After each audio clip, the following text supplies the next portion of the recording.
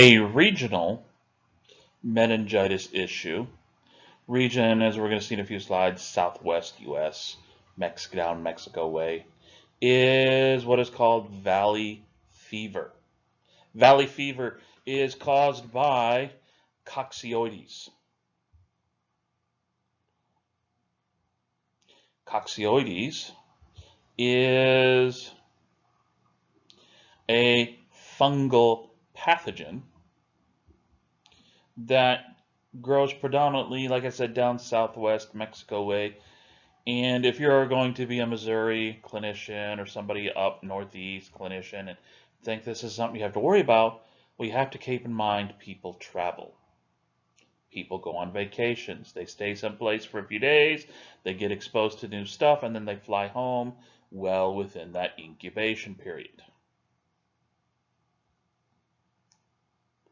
So the fungi that causes valley fever, and no, I don't know why they call it valley fever, other than must have been an outbreak down southwest ways, and the people who got it were living in a valley, and hence the name, I guess.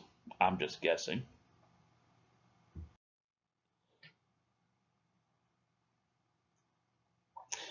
It begins as a pulmonary infection. Basically, you breathed it in, it got past what defenses you have in your upper respiratory system. You know, your wet mouth that can trap stuff, the curve of your throat that can also trap stuff in the mucus there, or you look up on your sinuses, all the hairs and the folds up in the nasal passages. So the fungal spore gets past all those, down into your lungs, and begins to germinate, grows. So you have a pulmonary infection. It's able to disseminate via the bloodstream. Most people, it's going to stay pulmonary, lungs. Some people, it will get into the bloodstream, and you get what is referred to as coccidioidomycosis. Coccidioidomycosis. Coccidioidomycosis is when coccidiosis gets into the bloodstream and settles out in capillary beds throughout your body.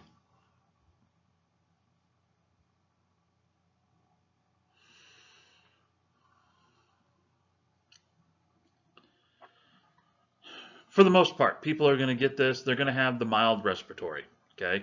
Cough, looks like they're, not pneumonia level, maybe bronchitis level cough. Then it disseminates. They start to get symptoms of meningitis. They start to get skin granulomas. Skin granulomas going to be these patches all over their body where the fungi have settled out in the capillary bed, started to grow, and then you get blood flow stopping there. So you get the pooling of the blood, then you get the inflammatory response, and you get this raised red, which starts to darken patch all over the body.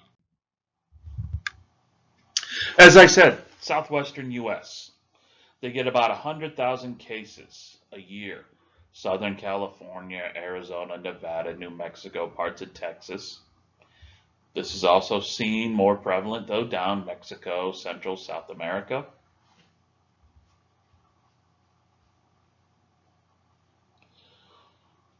Start to see, they associate this with farming. People out farming. If you're farming, you're kicking up dust. You're kicking up dust. You're breathing in the dust particles. On the dust particles will be fungal and bacterial spores.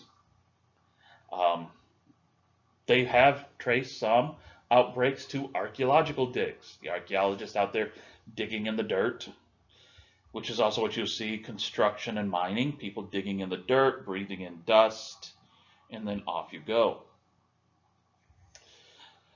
They are trying to correlate increased incidence rates over the decades to climate change. Southwest is getting drier, less and less rainfall. As it gets drier and drier, more dust gets kicked up. More dust in the atmosphere means more people breathing it in. More patients to treat.